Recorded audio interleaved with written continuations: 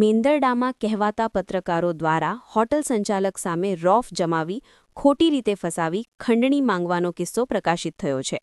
આવા પત્રકારો હવે પત્રકાર જગતને બદનામ કરી રહ્યા છે. ખંડણી, દાદાગીરી, રોફ જમાવી ન્યૂઝ ચેનલ અને સોશિયલ મીડિયાના વિવિધ માધ્યમથી બદનામ કરવાની ધમકીના આક્ષેપો સાથે પોલીસ સ્ટેશનમાં આવેદનપત્ર પાઠવી આક્રોશ વ્યક્ત કરવામાં આવ્યો છે.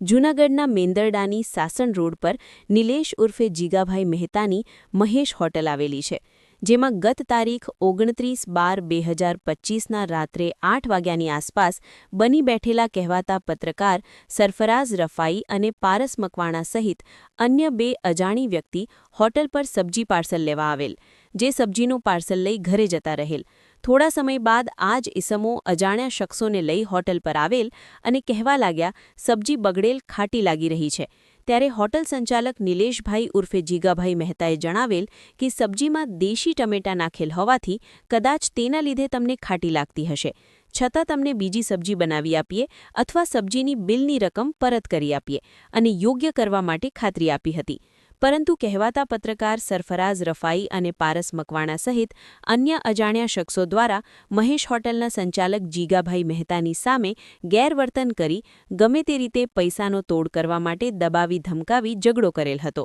અને અમારી ચેનલો અને વિવિધ સોશિયલ મીડિયાના માધ્યમથી તમારી મહેશ હોટલ બદનામ કરી નાખશું તેવી ધમકીઓ આપવામાં આવી હતી. ગુજરાત નેશનલ ટીવીના પત્રકાર કમલેશ મહેતા જણાવે છે કે આ ઘટના થતાં મેંદરડા શહેરમાં ઘેરા પ્રત્યાઘાતો સાથે રોષ ભભૂકી ઉઠ્યો હતો અને મેંદરડા શહેરના તમામ વેપારી એસોસિએશન, રાજકીય આગેવાનો, વિવિધ સામાજિક સેવાકીય પ્રવૃત્તિ કરતી સંસ્થાઓ સહિતનાઓ દ્વારા તારીખ 1/1/2026ના રોજ એક બેઠક યોજાઈ હતી અને નક્કી કરવામાં આવેલ હતું કે કહેવાતા પત્રકાર ઇસમો સામે કાયદાકીય કાર્યવાહી કરવાની માંગ કરાઈ હતી.